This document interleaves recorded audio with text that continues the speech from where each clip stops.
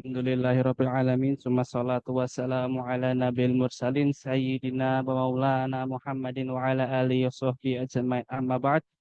Alhamdulillah, puji syukur kita panjatkan kehadirat Allah Subhanahu wa taala yang telah memberikan kita nikmat sehingga pada malam hari ini kita bisa berkumpul untuk mendatangi Majelis Bentala Syuhada pada malam hari ini. Tidak terlupa salawat serta salam selalu tercurahkan kepada junjungan kita Nabi Agung Muhammad Sallallahu Alaihi Wasallam, kepada keluarganya, kepada sahabatnya, kepada tabi'ut tabi'in, dan kita umatnya hingga yaumil akhir kelak. Amin amin ya rabbal alamin. Pada Majelis Bentala Syuhada malam ini bertemakan tema MBS atau Majelis Bentala Syuhada pada bulan Agustus hingga September adalah melawat lagi riwayat demokrasi, yang akan dibagi menjadi 4 bahasan, yaitu pertama yang akan dibahas pada malam hari ini yaitu teori-teori demokrasi. Kemudian tema kedua adalah demokrasi melintas batas. Bahasan ketiga adalah demokrasi non barat, dan yang terakhir adalah demokrasi dan Islam. Yang akan disampaikan oleh pembicara kita yaitu oleh Mas Farhan Abdul Majid, dosen hubungan internasional UII. Dan ini sepertinya bukan pertama kali Mas Majid ngisi ya. Oh ya, pas pasti pandemi lewat Zoom. Berarti Mas masih di Italia atau? Nah, Mas masih di Italia. Kalau nggak salah itu November 2021 ya Mas.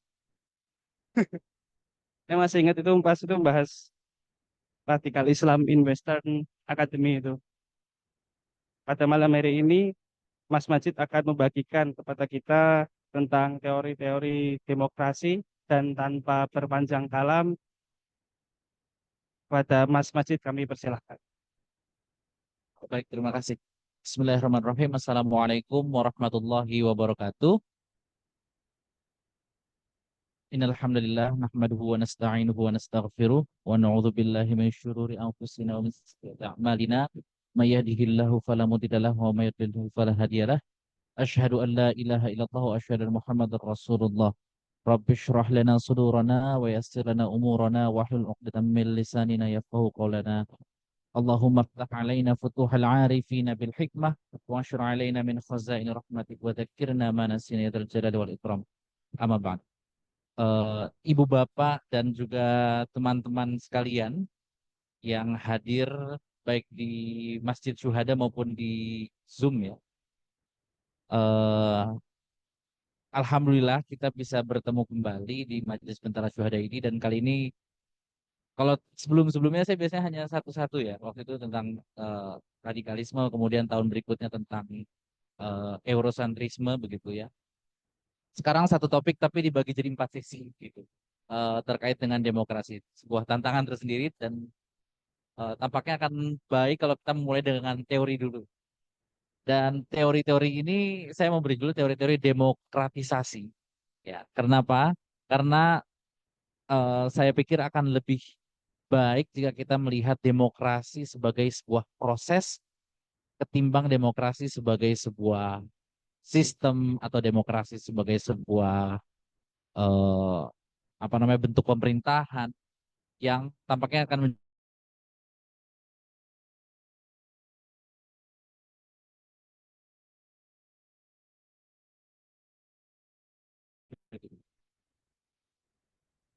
kira-kira apa yang teman-teman pikirkan ketika kita bicara soal demokrasi? Bagaimana tentang demokrasi? Mungkin kalau kita bicara tentang demokrasi yang kita ini kan apa namanya, sistem pemerintahan begitu ya. Lawan dari otoritarianisme, lawan dari pemerintahan yang totaliter, lawan dari diktator.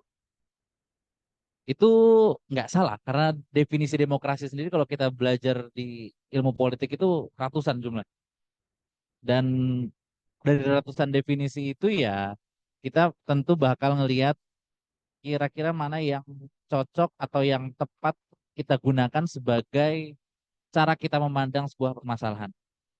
Dan ini kan kita melihat masalah bukan masalah sebagai sebuah problem, tapi masalah sebagai sebuah isu begitu ya. Terkait dengan pemilu, terkait dengan misalnya ada Donald Trump di Amerika, pemilu kita baru selesai tahun ini begitu. Dan juga di negara-negara lainnya. Dan akan menarik kalau kita melihat sebagai sebuah proses. Boleh kita lanjutkan. Nah, ini kurang lebih peta konsep yang akan kita bahas. Tentu demokrasi sebagai sebuah proses itu ada banyak sekali juga turunan-turunannya. Tapi saya ingin mengambil dua saja, dua perspektif teori yang paling mainstream. Yang pertama ialah dengan pendekatan modernisasi yang menganggap demokrasi atau pembangunan manusia sebagai sebuah proses yang linear, berjalan dari satu posisi ke posisi selanjutnya. Ini turunan dari the idea of progress ketika zaman pencerahan Eropa di abad 17 yang lampau begitu ya. Dan ini kita akan membahas tiga buku begitu ya. Yang pertama adalah Gelombang Demokrasi dari Samuel Huntington. Huntington ini kan lebih kita kenal sebagai penulis buku The Clash of Civilization biasanya ya. Tapi 2 tahun sebelum buku The Clash of Civilization, Huntington itu menulis sebuah buku yang berjudul Third Wave of uh, Democracy. Dan itu pandangan yang akan kita telisik nanti selanjutnya. Kemudian adalah dari Robert Dahl, ini yang lebih klasik lagi, tahun 70-an. Bukunya berjudul Poliarki. Dan yang kemudian yang ketiga adalah Charles Tilly, itu dia menulis buku On Democracy, tapi intinya adalah demokrasi itu adalah proses tarik ulur antara demokratisasi dengan dedemokratisasi. Ya. Kemudian pendekatan yang kedua yang akan kita tinjau adalah pendekatan konflik. Ini turunan dari teori konflik sosial begitu ya. Konflik sosial biasanya kalau di sosiologi itu turunan dari Marxisme, melihat bahwa masyarakat itu terbentuk dan terus terbentuk melalui proses konflik. Dan makanya prosesnya adalah proses yang dinamis. Naik turun, maju mundur begitu ya.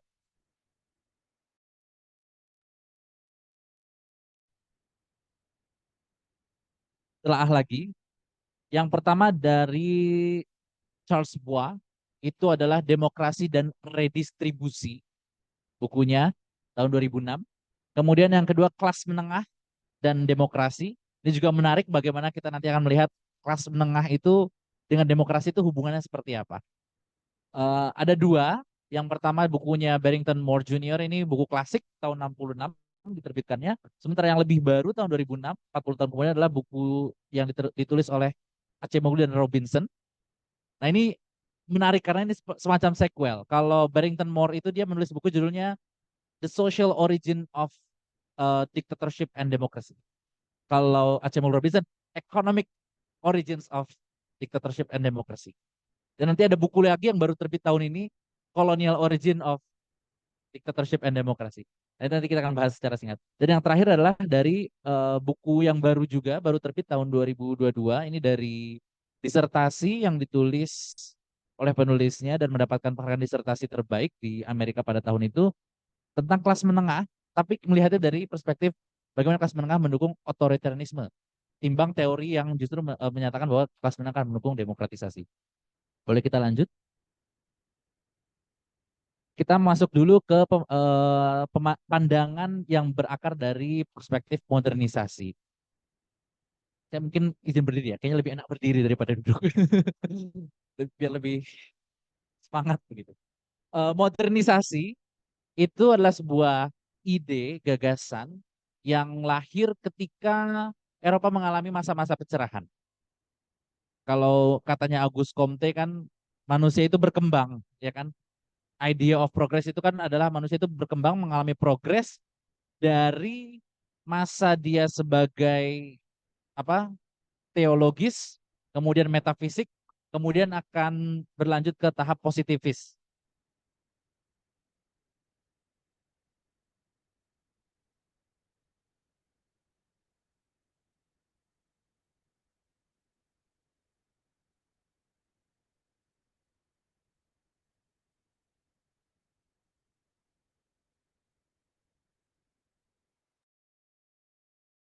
Yang kedua adalah dimensi sosiokultural. Dan yang ketiga adalah dimensi dari institusional. Jadi ada tiga dimensi yang berkembang dari tahap pembangunan atau perkembangan dari manusia, peradaban manusia, dan dia berada dalam tiga dimensi ini.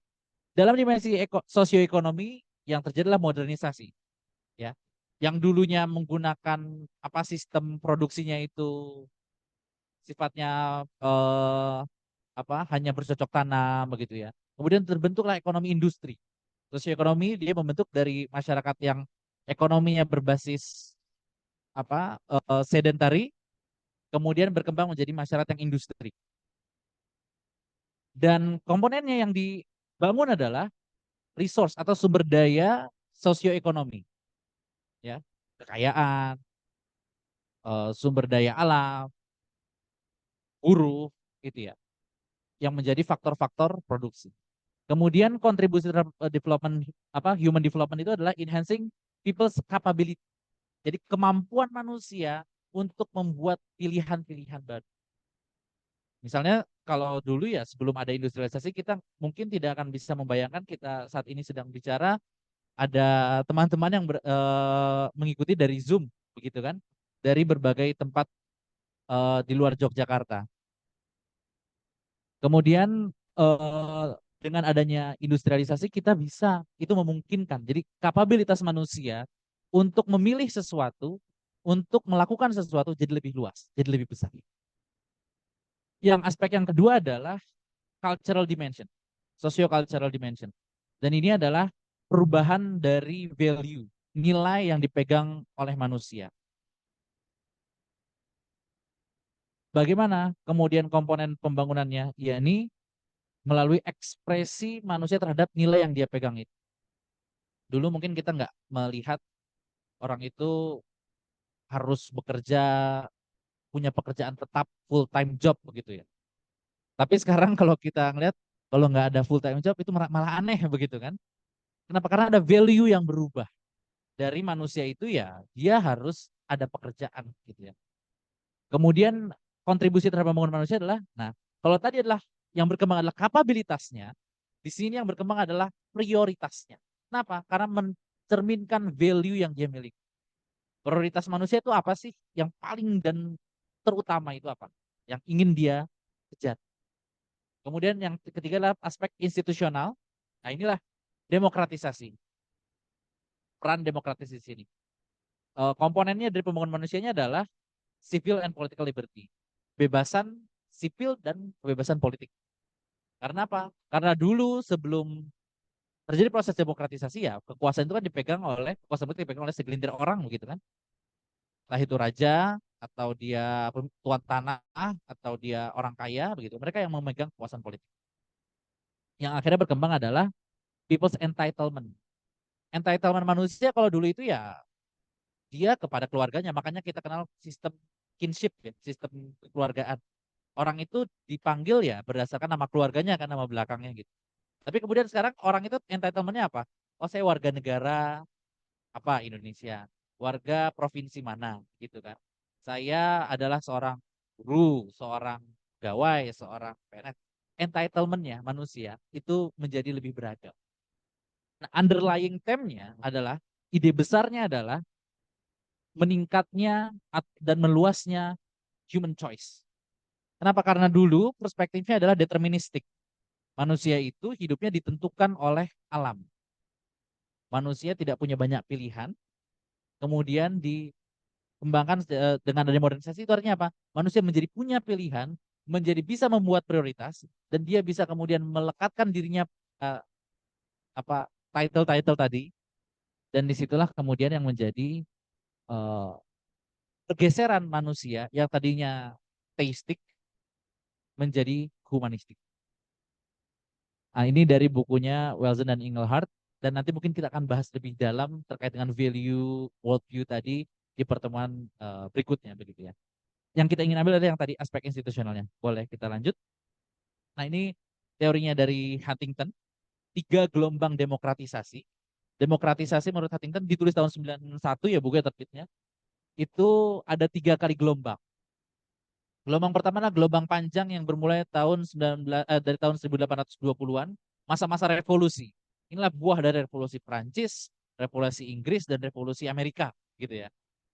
Dari revolusi ini kemudian berkembanglah demokratisasi di banyak negara, sebanyak 29 negara. Sampai tahun 26, arus baliknya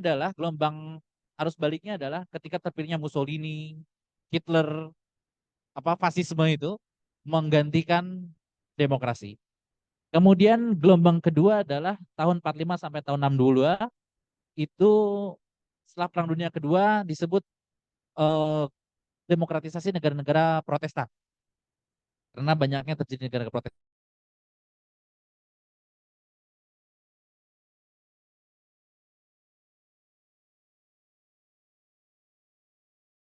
meningkat dan nasionalisme yang juga ikut meningkat tahun 60-an sampai 70-an karena waktu itu banyak perang Vietnam, perang Teluk gitu. Kemudian ada lagi gelombang ketiga tahun 70-an atau 80-an sampai tahun 1990 buku itu ditulis. Nah, ini adalah demokratisasi negara-negara Katolik kan. eh, Spanyol menjadi demokrasi, Portugal menjadi demokrasi, dan itu yang terjadi gelombang ketiga. Nah, gelombang ketiga ini disebutnya panjang umurnya sampai tahun 90-an akhir Indonesia mengalami demokratisasi begitu ya. Sampai mungkin tahun 2008 2009 ketika ada Arab Spring. Meskipun ada lagi yang kemudian menulis, oh ini sekarang udah gelombang arus balik karena mulai meningkat lagi populisme sayap kanan, ultranasionalisme begitu ya. Tapi perlu diingat, Huntington itu adalah salah satu penasihat utama politik pemerintahan Amerika Serikat. Jadi cara pandangnya akan sangat Amerika sentris. Dan ini menjadi justifikasi juga bagi Amerika untuk kebijakan luar negerinya, untuk menyebarkan demokratisasi di tahun 90-an ketika Perang Dingin selesai. Kita lanjutkan. Berikutnya dari Robert Dahl. Kalau katanya Robert Dahl, demokrasi itu utopis. Nggak mungkin. Kenapa? Government by all people itu nggak mungkin. Yang paling memungkinkan adalah poliarki. Government by many. Pemerintahan oleh orang banyak. Makanya dia membuat semacam skema begitu ya. Pergeserannya itu dari no public, jadi dia bikin sebuah grafik antara dua variabel, kontestasi di level publik dan juga inklusivitas, seberapa besar kelompok masyarakat yang terlibat. Titik awalnya dari close hegemoni tertutup ya, ini ya ketika zaman feodal, zaman-zaman kerajaan gitu ya. Inklusivitasnya enggak karena cuma keluarga kerajaan, dan public contestation juga enggak ada karena ditunjuk berdasar keturunan. Nanti bergerak, entah dia kontestasinya besar tapi orang yang terlibatnya sedikit, akan terbentuk oligarki. eh, Orang yang terlibat banyak tapi kontestasi publiknya nggak ada, maka menjadi hegemoni juga tapi yang inklusif, dia katakan. Bisa dikatakan mungkin Amerika saat ini ya. Kalau kita lihat misalnya Joe Biden itu udah jadi anggota Senat dari tahun 60-an 70-an sampai sekarang dia jadi presiden. Artinya kan orangnya itu aja gitu kan. Keluarga Kennedy itu dia sampai sekarang masih jadi anggota Senat Amerika gitu, anggota DPR Amerika. Dan banyak di Amerika seperti itu. Dan yang paling ideal katanya Robert Dahl adalah melihat kontestasi publiknya berjalan, inklusivitasnya juga berjalan. Meskipun katanya ya tetap tidak mungkin mencapai demokrasi sepenuhnya, karena ya demokrasi ya harusnya government by all people gitu kan, oleh semua orang. Dan itu impossible katanya. Berikutnya eh, ini oleh Tilly. Jadi perspektifnya Dahl tadi diperdalam lagi oleh Charles Tilly, dikritik sekaligus juga dikembangkan lagi oleh Charles Tilly. Dia melihat sebagai proses demokratisasi. Jadi rezim itu dibagi dua, tapi tidak biner. Dia dibagi duanya adalah berdasarkan spektrum. Jadi full otoritarian sama full demokrasi, dan ada yang di antara keduanya. Dan apa standarnya atau indikatornya? Ada 4. Broadness, equality, protection, dan mutual binding consultation. Ini nanti kita lihat di slide selanjutnya. Jadi geraknya itu akan bergerak antara demokratisasi, berarti dia mengarah ke full demokrasi, atau dedemokratisasi ketika dia bergerak ke arah sebalik. Jadi ada variasi rezim-rezim. Berikutnya, ini 4 indikatornya tadi. Breadth, itu apakah meningkat atau menurun eh, jumlah penduduk yang bisa secara legal menggunakan haknya bersuara di publik.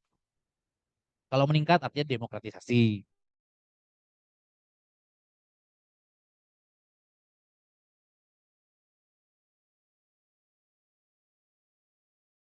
Equality, seberapa banyak secara legal punya hak untuk apa namanya beroposisi terhadap negara dengan negara.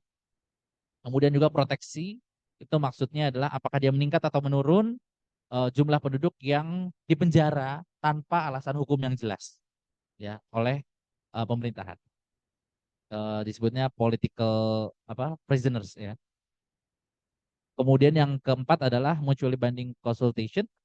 Itu apakah naik atau turunnya jumlah penduduk yang kalau tadi secara legal, kalau ini secara praktis, apakah mereka bisa untuk mengkomplain ketika mereka tidak mendapat haknya sebagai warga negara. Pendekatannya kuantitatif, kalau mau dilihat nanti biasanya dilihat di survei-surveinya VDEM, Varieties of Democracy, dikembangkan oleh peneliti-peneliti dari University of Gothenburg di Swedia. Itu mereka membuat pengukuran setiap tahun, laporannya dibuat juga setiap tahun bagaimana negara-negara. Nah, salah satunya kalau Tilly itu menggambarkan, boleh kita lanjut? Charles Tilly itu dia kemudian menggambarkan dengan path to demokrasi.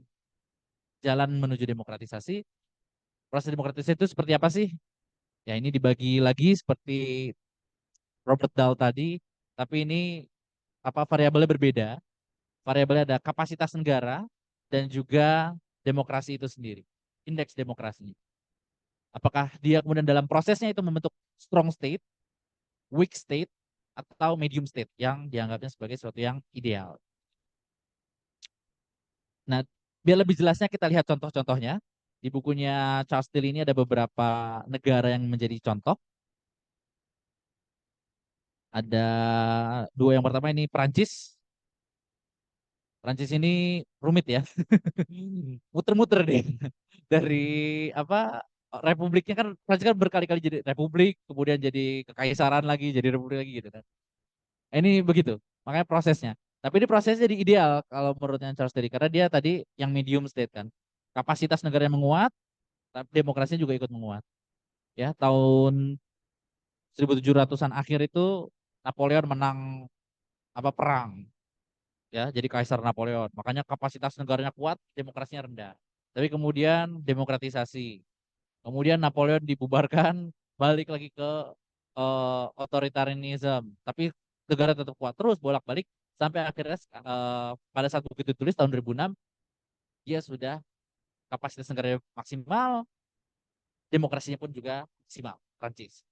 Kemudian Swiss ini juga rumit tapi lebih sederhana karena dia sudah dari awal sudah kapasitas negaranya bagus dan juga demokrasinya sudah lumayan, tapi ada maju mundurnya, kemudian dia berprogres setelah Perang Dunia Kedua. Di negara berikutnya yang unik itu adalah negara, nah ini Rusia ini. Rusia ini kalau diterusin sampai sekarang 2006 kan terus makin ke atas kayaknya. Demokrasinya makin berkurang, kapasitas negaranya makin meningkat.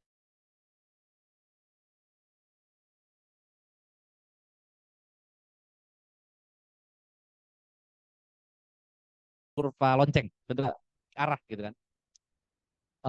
Kemudian ada Spanyol, dia sempat otoriter, mengarah demokrasi, balik otoriter lagi, kemudian sekarang menjadi demokrasi. Selanjutnya, ini mungkin kita hanya apa namanya percikan-percikan teori-teori singkat saja. Nanti kita akan perdalam lebih lanjut dalam sesi diskusi begitu ya. Nah ini kemudian kita masuk ke perspektif yang kedua, pendekatan yang kedua dengan menggunakan pendekatan konflik sosial. Konflik sosial itu dasarnya apa sih? Ada dua penjelasan dalam di ilmu sosial biasanya ada penjelasan sosiologis, ada penjelasan ilmu politik. Dalam penjelasan sosiologi itu biasanya dikenal tiga penjelasan. Nah, itu ada penjelasan yang apa lebih minor ya. Tapi yang utama ada tiga. Ada menggunakan perspektif interaksionisme simbolis. Ini misalnya teori tentang bullying, teori tentang apa namanya mimikri, teori tentang orang itu apa namanya looking glass self. ya kan? Bagaimana orang itu bertindak karena dia melihat orang lain ingin memperlakukan dia seperti apa, seperti itu kan? Itu interaksionisme simbolis. Dia levelnya mikro, lihatnya itu. Yang makro itu ada dua, ada struktural fungsional. Ini Max Weber, dia melihat struktur, bagaimana struktur itu bekerja dan bagaimana struktur itu berfungsi. Fungsi itu artinya ada tujuan apa yang ingin dia capai melalui struktur itu. Makanya kalau di Weber dia turunannya misalnya tentang birokrasi gitu kan. Yang akhirnya birokrasi itu kalau katanya Weber menjadi iron cage, jadi sangkar besi. Karena dia adalah alat negara di satu sisi untuk memastikan negara itu berjalan, tapi di sisi lain itu juga menghambat jalannya negara karena terlalu besar begitu ya, birokrasi itu, struktur birokrasi. Tapi itulah struktur yang berfungsi. Maksudnya fungsi itu adalah ada tujuan yang ingin dicapai dan struktur yang dibuat adalah digunakan untuk mencapai fungsi. Itu fungsionalis. Dan yang ketiga adalah konflik sosial. Ini turunnya dari teori Marx gitu ya. Yang melihat bahwa masyarakat itu terbentuk karena adanya konflik. Terus menerus antar kelas kalau kata Marx atau misalnya antar pemilik power kalau katanya Gramsci begitu ya. Dan itu yang membentuk masyarakat. Dan ini akan kita pakai nanti perspektif konflik sosial. Kemudian yang kedua penjelasan politik. Ada tiga cara ilmuwan politik biasanya menjelaskan sesuatu. Ada yang struktural, dia melihat relasi kuasa, power. Meskipun kadang-kadang saya juga kurang sepakat dengan penerjemahan power sebagai kekuasaan gitu. Kenapa? Karena kalau power sebagai kekuasaan itu dia sebagai noun, sebagai kata benda. Sementara power itu tidak dia kata benda yang bekerja. Maksudnya begini. Power itu biasa kalau di politik itu didefinisikan sebagai kemampuan seseorang untuk menjadikan aktor lain, orang lain melakukan sesuatu yang dia mau. Itu power. Jadi bukan kekuasaan, oh saya presiden, oh saya apa ketua apa gitu. Bukan. Tapi power itu adalah kemampuannya dia untuk melakukan untuk mempengaruhi orang lain atau menjadikan orang lain ikut apa yang dia mau. Karena bisa jadi orang itu nggak punya title, tapi dia berpengaruh, atau sebaliknya dia punya title tapi nggak ada pengaruhnya, gitu kan? Nah, itulah apa? Jadi power itu kurang tepat jika dikatakan sebagai kuasaan, tapi power ya belum menemukan saya bahasa Indonesia yang tepat itu apa, gitu. Nah itu yang menjadi fokus utama dari pendekatan ilmu politik dalam memahami konflik sosial. Yang kedua adalah institusional. Ini juga ada beberapa yang menggunakan kayak Acemul Robinson, dia menggunakan pendekatan game teori. Jadi dia institusional dalam ilmu politik itu dia mengasumsikan bahwa manusia adalah makhluk rasional. Negara atau institusi apapun itu adalah aktor yang uniter atau dia adalah aktor tunggal. Jadi dia diibaratkan seperti manusia, ya. Dan keputusannya satu. Jadi ya, dia aktor yang tunggal, dia bukan aktor yang berat. Dan maksudnya sebagai rasional adalah bukan bisa berpikir.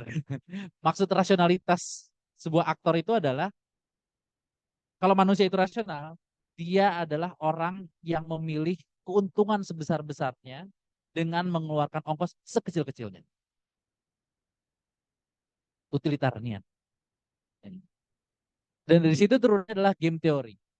Kalau rasional aktor, rasional choice itu menganggap ya dia memilih sendiri tanpa pengaruh yang lain.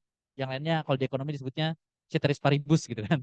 Uh, all all else remains equal gitu. Yang lain itu dianggap nggak berubah. Tapi ada juga yang mengasumsikan dengan pendekatan game teori.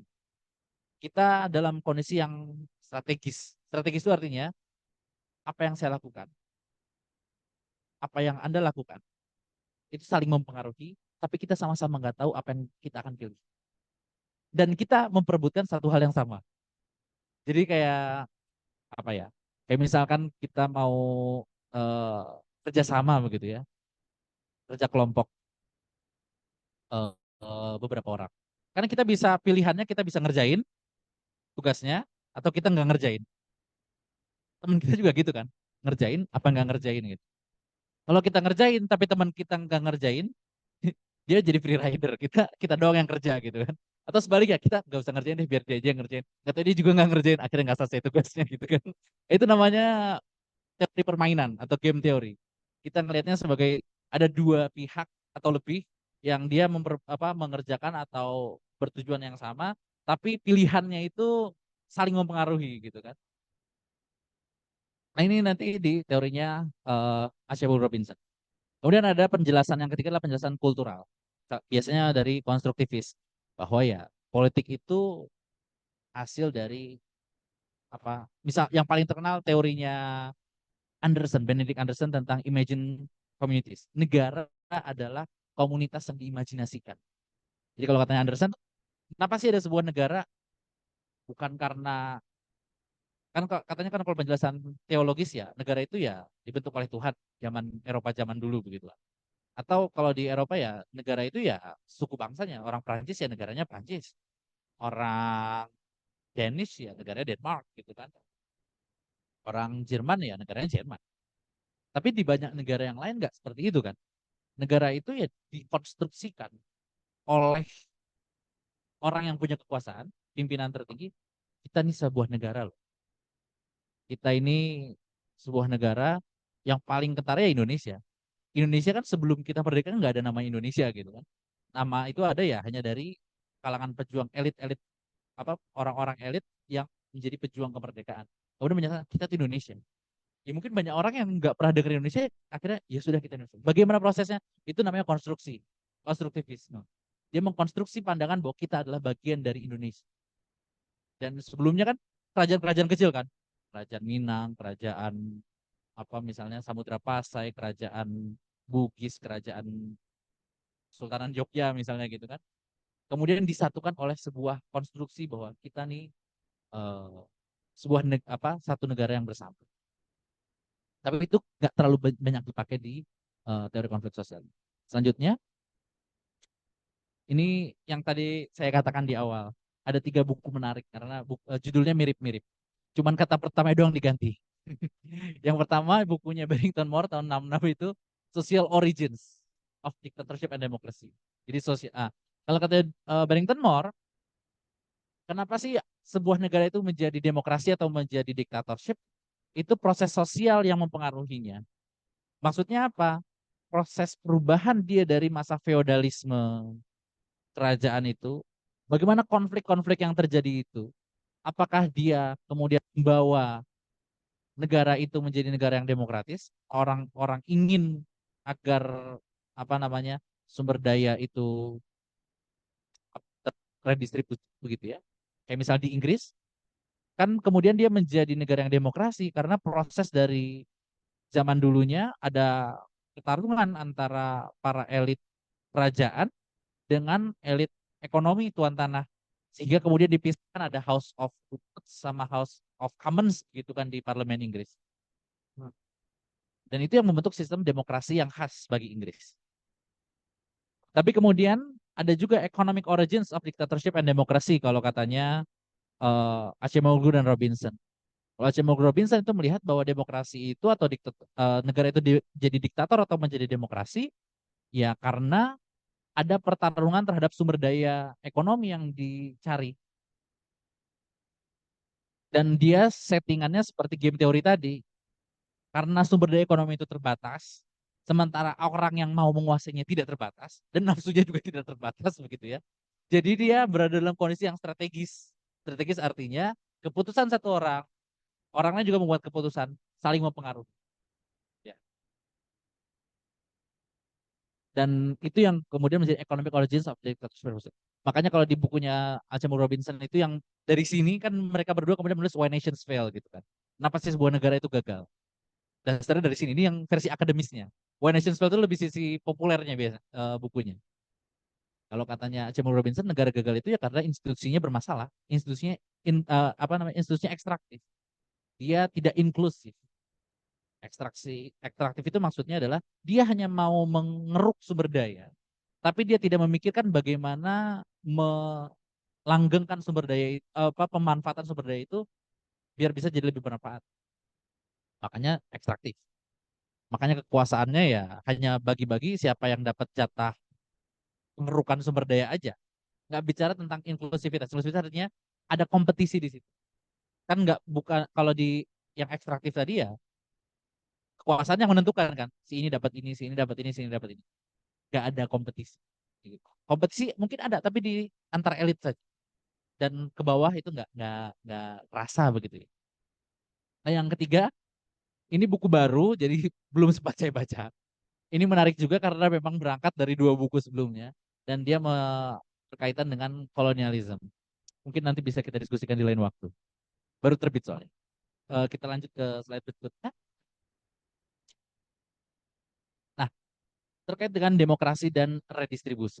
Dari perspektif konflik sosial tadi, muncul salah satu teori yang paling berpengaruh adalah ini, demokrasi dan redistribusi.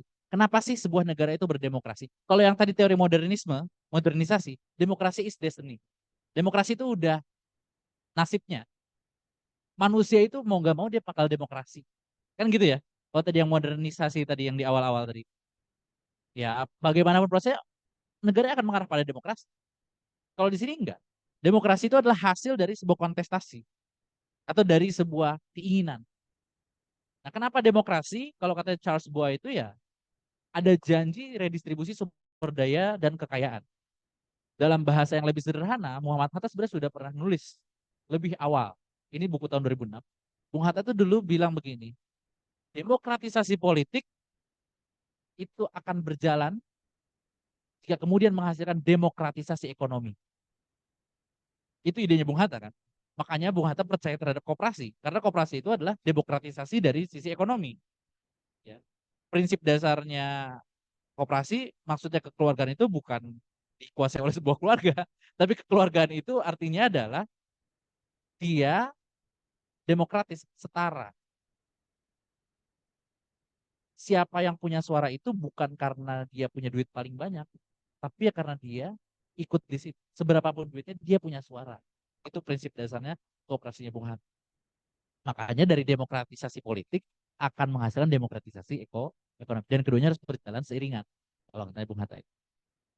Nah, kalau di Charles Boyle ini dia melihat bahwa otoritarianisme itu konsentrasi kekuasaan politik di tangan elit kan. Artinya apa? Konsentrasi sumber daya ekonomi, kekayaan juga ada di tangan elit. Ya nggak? Rakyat biasa mungkin dapat nggak? Mungkin. Tapi ya dibagi-bagi oleh elit itu sendiri. Dan pasti bagiannya kecil. Ya kan? Mereka bagian paling besar untuk sesama elit aja gitu. Sementara kalau demokrasi, ada redistribusi kekuasaan kan. Kekuasaan itu kan kalau demokrasi ada siklus kekuasaan. Dia percaya itu kan. Akan berganti kekuasaan. Artinya apa? Ada redistribusi sumber daya ekonominya. Gak semuanya itu berputar di lingkaran elit saja ekonominya, uangnya itu, kayaknya itu, tapi juga berputar di masyarakat secara luas. Makanya, kalau katanya Charles Boyle, di rezim otoritarian, warga negara akan berkonsolidasi untuk menuntut demokrasi. Apa? Karena warga negara ingin adanya redistribusi ekonomi, ya kan? Secara logika benar. Tapi kemudian ada penelitian berikutnya yang justru mengatakan bahwa justru di negara yang demokrasi, kemungkinan terjadinya ketimpangan ekonomi lebih besar dibandingkan di negara otoriter. Iya enggak? Ketimpangan besar itu di mana? Afrika Selatan. Demokrasi kan? Amerika. Itu timpang itu. Kekayaan 1% orang paling kaya di Amerika itu setara dengan kekayaan 90% warga miskin, warga di bawahnya. Timpang jauh gitu. Demokrasi, demokrasi. Meskipun kemudian ntar dibantah lagi oleh berikutnya. Iya, karena kalau di negara otoriter biasa kuenya kecil. Apa yang mau dibagi gitu kan kayak Kuba. Apa yang mau dibagi orang miskin semua gitu. Bukan sama-sama kaya, ketimpangan nggak ada ketimbang bukan karena semuanya sama-sama kaya, tapi karena sama-sama miskin gitu atau Korea Utara gitu kan. Karena sama-sama miskin. Pengecualian ada nggak? Ada. Singapura. Demokrasi nggak. Tapi kaya-kaya gitu kan. Itu outlier lah. Kalau di apa statistika, dosen statistika saya bilang kalau kamu lihat apa kalau kamu mau meneliti don't follow the outlier, follow the pattern. Nah, ikuti patternnya, jangan ngikutin outlier gitu. Kalau ngikutin outlier kan kayak ini ya. Kalau dulu kan seminar-seminar motivasi kan suka bilang, ayo jadi orang kaya, saya bisa dari miskin jadi kaya nggak usah kuliah gitu kan. Mark Zuckerberg aja nggak kuliahnya DO bisa bikin Facebook jadi orang terkaya di dunia gitu kan. Bill Gates kuliahnya DO, ya dia kuliah DO-nya dari Harvard gitu ya. Itu yang nggak ngomongin. Buat masuknya aja susah gitu kan. Dan dia juga masuk Harvard berarti orang kaya gitu kan. Udah kaya, pinter, ya DO itu bukan masalah DO atau enggaknya gitu kan. Tapi ya emang dari awal udah kaya dan dari awal udah pinter. Itulah.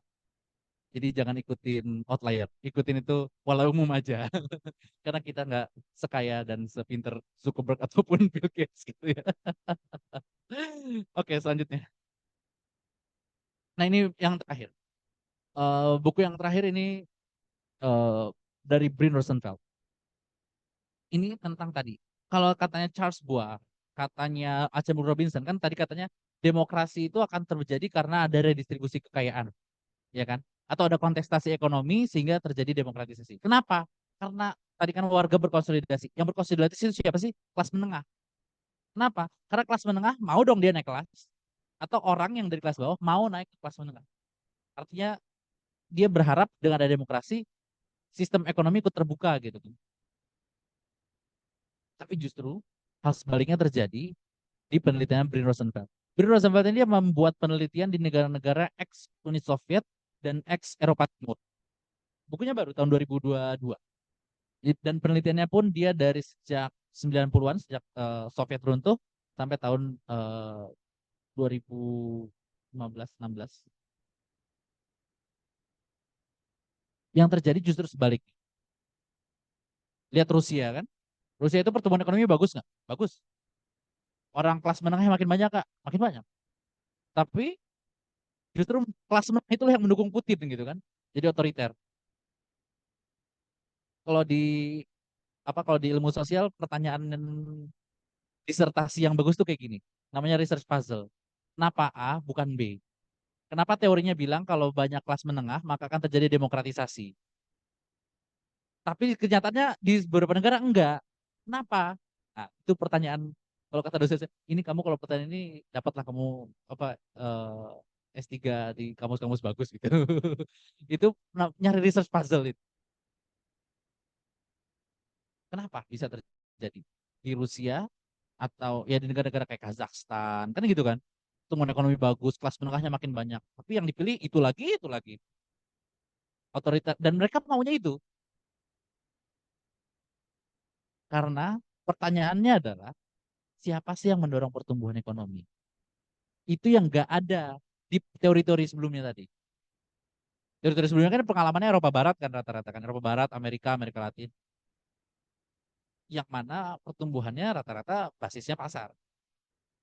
Di sini, di Rusia, di Kazakhstan, itu yang terjadi bukan pertumbuhan ekonomi itu nggak didorong pasar, tapi didorong oleh negara. Buktinya apa? Kelas menengah yang terbentuk itu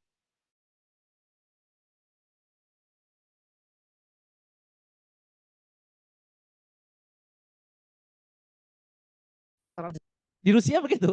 Orang kelas menengah itu yang terjadi pegawai pemerintah, birokrasinya Putin, atau jadi pegawai apa BUMN-nya Rusia kan banyak kan? Kayak Gazprom itu kan pegawai BUMN minyak salah satu paling besar di dunia kan. Dan banyak karyawannya ya mereka jadi kelas menengah dong. Dari miskin jadi kelas menengah. Apa akibatnya? Akibatnya adalah terbentuknya state dependence atau ketergantungan warga terhadap negara sangat besar. Karena tergantung sama negara, dia khawatir kalau rezim pemerintahannya berubah, dia nggak kaya lagi, dia jadi miskin. Kenapa? Udah terbukti kalau Putin kan kalau yang nggak suka sama dia langsung ditembak aja gitu kan. Kalau Putin kan gitu, yang apa berani ngelawan kan ya dihilangkan begitu kalau Putin. Dan itu yang kemudian terjadi karena ketergantungan terhadap negara tinggi. Mereka khawatir kalau negara itu berubah pemimpinnya. Kalau pemimpinnya berubah, ya mereka takut mereka nggak lagi di situ, bisa berganti. Ya karena dulu waktu mereka bubar Uni Soviet kan begitu. Orang-orang yang pendukungnya Partai Komunis Soviet ya dimiskinkan karena mereka terjadi apa namanya perubahan atau sebelumnya lagi bilang lagi yang Bolshevik ya kan orang-orang elitnya berubah drastis yang tadinya di bawah jadi di atas yang di atas jadi di bawah dan mereka ada punya pengalaman sejarah itu yang membuat mereka ya sudah mereka jadi pro terhadap otoritarianisme meskipun mereka jadi kelas menengah. Ya, jadi kenapa bukan demokrasi demokrasi tapi milih otoritarisme ya? Karena ya tadi, karena ada gantungan terhadap negara. Kenapa bisa tergantung sama negara? Karena ekonominya tumbuh ditopang lebih besar oleh negara ketimbang bangsa. Sehingga mereka nggak merasa butuh adanya kompetisi. Kan kalau pasar kan butuh kompetisi. Mereka lebih butuh ya rezim pemerintahan yang stabil di ininya putih. Nah, kurang lebih begitu. Ini semacam pengantar begitu ya. Ini tadi buku-bukunya. Kalau mau dibaca silahkan. Dan mari kita berdiskusi. Saya serahkan ke Mas Moderator. Baik, baik, terima kasih Mas Majid atas penyampaiannya. Tadi menarik sekali ya. Jadi rupanya demokrasi itu dia punya hubungan yang menarik. Ya, ada hubungan institusional, ada hubungan kultural, ada hubungan ekonomi juga seperti itu. Jadi juga dijelaskan eh, bagaimana demokrasi itu, bagaimana demokrasi dia muncul dari mana, dipengaruhi apa, kemudian ada juga pergerakan bagaimana negara itu bergerak dari demokrasi ke otoritarianisme dan sebaliknya.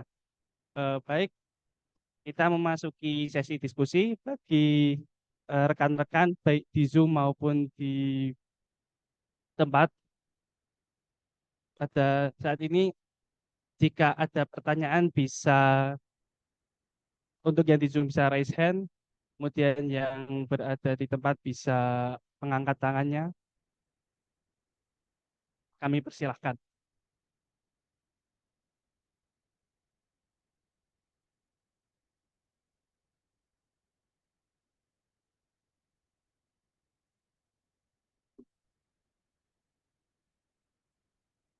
Silakan.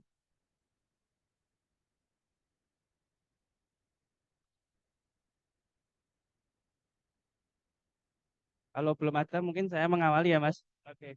Jadi eh, saya menarik dari demokrasi itu kan dia tadi ada perubahan ekonomi ya yang mempengaruhinya bagaimana kalau di iklim pasar bebas itu demokrasi bisa berkembang namun berbeda pengalamannya dengan di Eropa Timur seperti itu yang dia punya ketergantungan yang amat besar terhadap negara sehingga menariknya rakyat kelas menengahnya berpikir seperti elit gitu kalau di sini kan. Kalau di sini kan elit-elit itu kan jelas dia mendukung status quo agar sumber dayanya tidak dikurangi.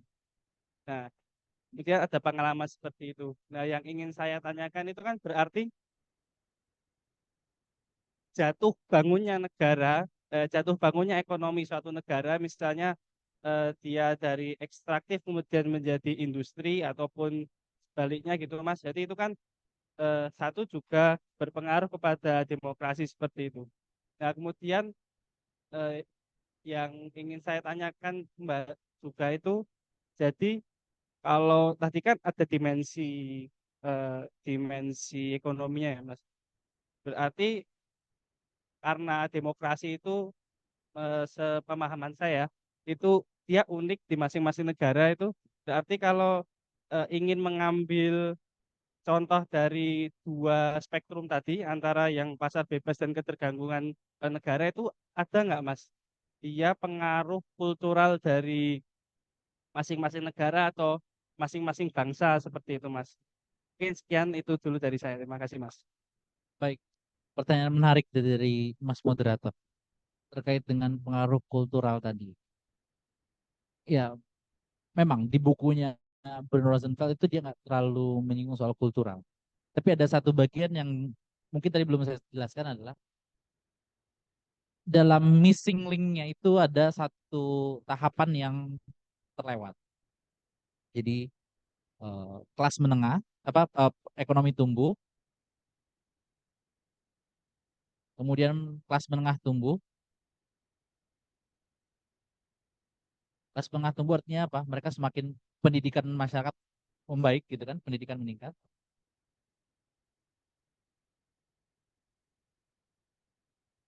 Maka kemudian karena pendidikan meningkat, orang jadi lebih rasional, dan karena lebih rasional, harusnya terjadi demokrasi. Tapi kan missing link-nya itu adalah pendidikan meningkat iya, rasionalnya iya, tapi rasionalitasnya beda yang akhirnya malah justru jadi otoriter. Maunya otoriter gitu. Kenapa? Karena tadi secara kultural, mungkin kultural itu mereka melihat juga sejarah mereka. Yang tadi kita diskusikan kan, Rusia itu punya sejarah panjang tentang revolusi gitu kan. Revolusi Bolshevik itu orang yang tadinya elit jadi miskin, yang miskin jadi elit. Jadi pembalikannya tuh sangat drastis gitu kan. Karena pembalikannya sangat drastis, kemudian terjadi lagi ketika Soviet bubar kan. Orang-orang elitnya nggak jadi elit lagi, yang tadinya di bawah jadi elit. Atau kayak Putin ya, dia udah dari elit tetap elit karena dia bisa istilahnya itu gaming the demokrasi, mempermainkan demokrasi. Kenapa? Ya karena dia bisa mengumpulkan sumber daya sekaligus juga dukungan politik. Dan kemudian ya dia gunakan itu untuk menekan yang tidak sejalan dengan Putin. Putin kan caranya begitu. Dan secara budaya itu penjelasan kulturalnya adalah mungkin dalam pendidikan yang dibangun rasionalitas itu kan tadi ketika seseorang tingkatan rasional secara politik itu bukan dia bisa berpikir saja, tapi adalah melihat apa yang paling banyak keuntungan buat dianya apa kan gitu kan. Buat mereka kelas menengah yang lebih membutuhkan otoritarianisme.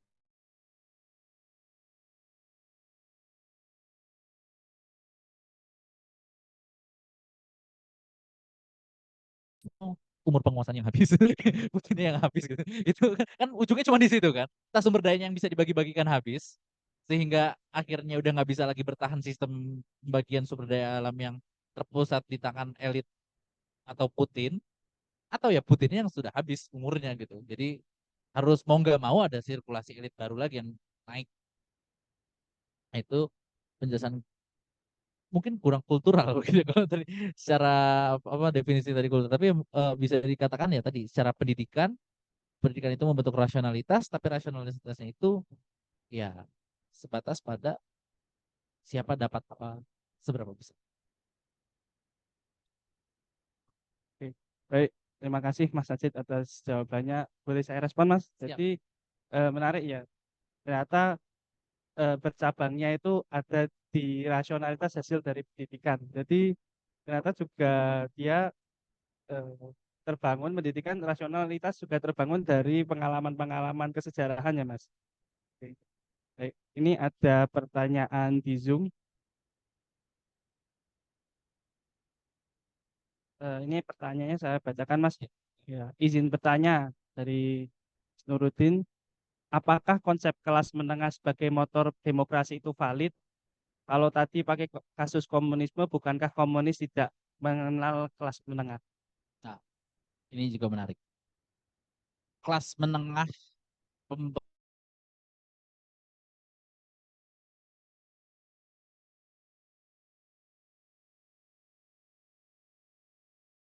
pembinse yang studi kasusnya negara-negara Eropa Barat gitu.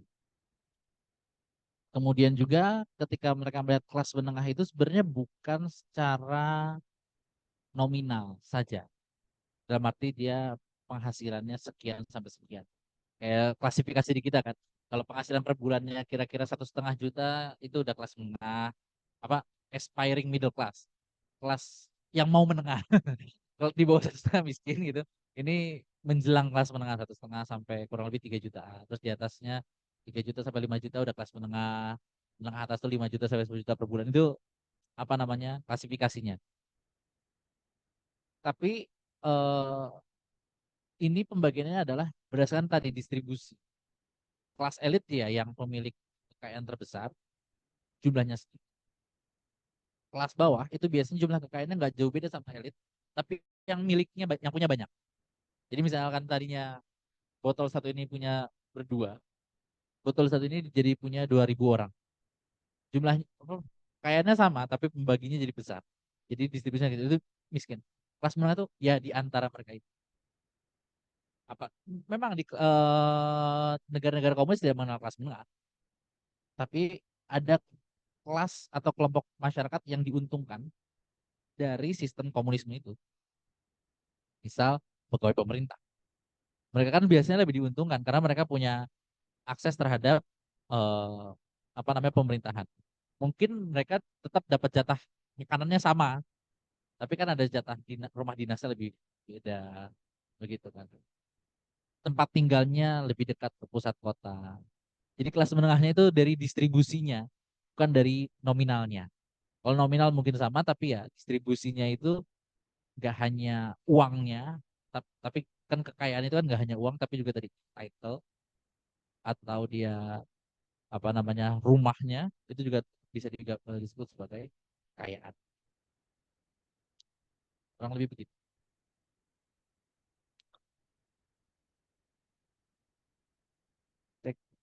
Oke, baik. Demikian jawaban dari pertanyaan Mas Nuruddin. Adakah tanggapan terlebih dahulu?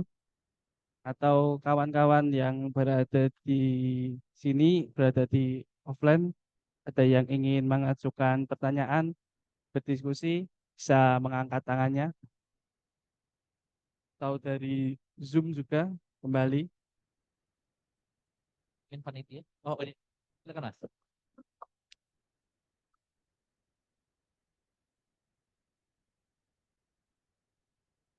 Ya. Terima kasih. Bismillah. Assalamualaikum warahmatullahi wabarakatuh. Kenalkan nama saya Jidan, saya dari Jalan Kaliurang. Saya izin bertanya, Mas. Mungkin saya tadi baca teasernya itu nanti juga ada tema demokrasi tentang Islam ya. Ya, tapi ini saya tadi kadung udah baca ya bukunya Profesor Wael Halak, The Impossible State. Itu diterjemahin sama Profesor Asmin Haji, Profesor Islamic Studies di UIN Sunan Kalijaga.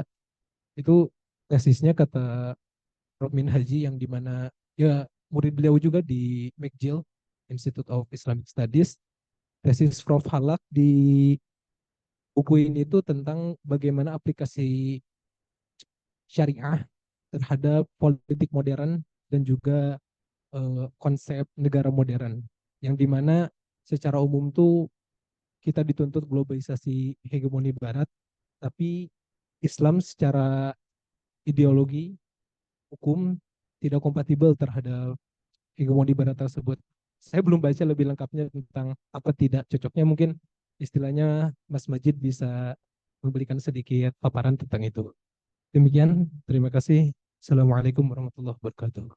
Waalaikumsalam warahmatullahi wabarakatuh. Saya sebenarnya juga belum baca buku ini secara menyeluruh begitu. Tapi kalau bisa dari beberapa review yang sudah saya baca, memang eh, tadi bahwa aplikasi syariah kan dalam Islam itu kan ada syariah itu kan ada sesuatu yang qat'i ya, yang tidak bisa berubah. Sementara kalau tadi ide tentang progres, kalau kita pakai perspektif modernisme, modernisasi, kalau yang namanya progres, berarti masa lalu itu kita tinggalkan. Ketika Eropa misalnya berkembang dari tadi teologis, kemudian metafisik, kemudian positivis, artinya ketika sudah menjadi positivis, ya dia sudah tidak lagi teologis, sudah tidak lagi metafisik. Ketika dulu misalnya negara bangsa, apa negara itu, karena misalnya negara itu enggak berdasarkan negara bangsa. Sekarang kan negara modern kan nation state, ya kan, negara bangsa. Sebenarnya ada juga teori yang lainnya yang kita akan bahas di pertemuan berikutnya juga, bahwa pembagian tadi kan three wave of demokrasinya Huntington kan gitu ya. Demokrasi itu dari sejarah. Tapi ada juga yang membagi tiga gelombang demokrasi itu adalah pertama dari city state, apa dari Yunani kuno, Romawi kuno itu city state. Kemudian setelah revolusi Prancis, revolusi Amerika itu menjadi nation state. Kemudian yang ketiga nih sekarang beyond nation state. Apa bentuknya masih belum tahu. Artinya kan ketika kita sudah jadi nation state, yang city state kan udah kita lupakan gitu ya. Udah kita nggak lagi berdasarkan city state. Atau tadi pengikat sebuah negara itu apa sih? Kalau dulu ya wilayah saja atau suku saja. Negara Prancis dulu ya orang Prancis yang di situ kan. Kemudian kan ada sekarang Prancis yang modern itu mereka bisa katakan orang yang terpranciskan mengalami proses menjadi Prancis, becoming a French, itu ya warga Prancis dan dia bisa menjadi warga negara Prancis. Kenapa? Karena mereka punya masalah terkait dengan imigran dari Afrika, dari apa Karibia. yang mereka mau usir kok ya dulu kita ngejajah mereka gitu kan. Tapi kalau kita terima begitu saja, mereka punya pandangan hidupnya beda nih, nilai value-nya beda. Nah, makanya negara itu juga tadi bisa menjadi apa? Kenapa bisa disebut Islam itu menjadi incompatible? Karena bisa jadi juga begini. Institusi itu apa sih? Kan negara itu kan apa? Politik, ekonomi, masyarakat yang terinstitusionalisasi, ya kan? Menjadi satu negara gitu. Tapi kalau dalam politik, institusi itu bukan lembaganya. Institusi itu adalah seperangkat tata nilai, tata aturan, tata cara pandang yang mengikat itu semua. Sehingga dia menjadi satu yang terlembaga. Nah, negara bangsa modern, karena tadi proses sejarahnya yang pertama, proses sejarahnya itu dia dari apa, dia melupakan masa lalu dan dia tidak lagi melihat masa lalu untuk menatap masa depan, idea of progress. Dan yang kedua, dia itu menjadi institusi sebagai sebuah institusi atau negara itu karena dia mengalami proses yang terus-menerus berjalan di dalamnya. Makanya misalkan kalau syariah tadi kan ada sesuatu yang qat'i yang tidak bisa berubah-ubah. Yang namanya nikah itu hanya laki-laki dengan perempuan. Misalnya gitu secara syariah kan. Sementara kalau dalam pandangan orang tadi yang berpikir dengan cara modernisasi, yaitu cara pandang lama boleh kita pakai. Kalau misalnya udah merasa nggak kompatibel ya nggak usah dipakai. Kita bikin cara baru lagi. Kayak undang-undangnya dibuat secara lebih baru lagi kan begitu. Sehingga itulah yang membuat bisa jadi inkompatibilitasnya negara bangsa modern terhadap syariah Islam. Misalnya saya nanti akan membaca lebih lanjut tentang ini. Saya sudah nyiapin, makasih untuk ngingetin. Untuk di pertemuan tentang demokrasi dan Islam. Tapi ya satu-satu dulu gitu. Eh, Nanti kita mungkin bisa diskusi lebih lanjut di pertemuan yang terakhir ya, demokrasi dan Islam. Tapi mungkin gambaran umumnya gitu ya. Tadi karena demodernisasi itu mencaratkan adanya idea of progress, yang namanya progress itu ya masa lalu, masa depan yang kita menuju masa depan saja, nggak usah lihat-lihat masa lalu. Atau tadi negara itu dari proses yang terbentuk di dalamnya, mereka merasa sudah tidak butuh lagi syariah ya dianggap tidak perlu lagi syariah. Itu negara bangsa yang modern saat ini begitu. Makanya menjadi inkompatibel ketika syariah itu tahu ada yang qat'i, ada yang nggak bisa berubah. Hukum itu ada nggak yang bisa berubah? Bisa, ada, tapi ada juga yang nggak bisa berubah. Dan itu yang apa namanya menjadi eh, titik perpisahan di antara keduanya. Kurang lebih begitu. Saya kembalikan ke Mas Moderator. Baik, terima kasih Mas Majid. Ada tanggapan terlebih dulu dari Mas Dian? Ada tanggapan? Oh cukup, oke, oke, oke baik. Eh, untuk penanya selanjutnya kami persilahkan bagi rekan-rekan yang hadir di Masjid Juanda maupun di Zoom.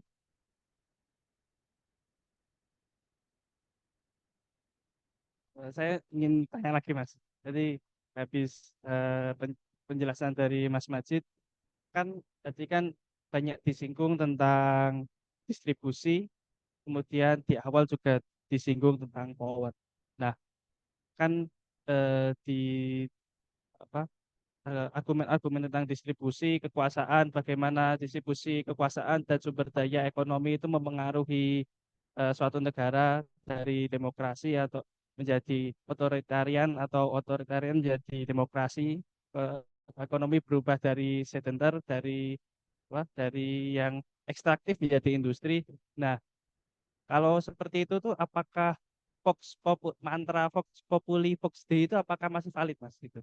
Kan eh, bisa kita lihat kan terkadang demokrasi itu kan demokrasi hanya dipahami sebagai hasil, hanya sebagai prosedural yang mana pada akhirnya itu demokrasi digunakan untuk melanggengkan eh, oligarki seperti itu yang mengarah pada otoritarianisme. Nah, kemudian kalau seperti itu power itu posisinya gimana ya Mas? Apakah itu sumber daya atau elit atau ya seperti pengertian basic demokrasi gitu, apakah ada di rakyat? Mungkin itu Mas yang ingin saya tanyakan lagi. Baik, menarik ini pertanyaannya Mas Moderator. Kalau katanya Robert Dahl gitu kan, ya demokrasi itu ya utopis nggak mungkin kejadian. Kalau kata Dahl kan emang demokrasi itu nggak mungkin, nggak ada itu namanya demokrasi. Adanya paling mantep ya poliarki. Kalau nggak jadi poliarki ya jadinya oligarki kan tadi kan. Apa kekuasaan ada kompetisi ada, tapi yang kompetisi itu aja gitu kan, sedikit orangnya.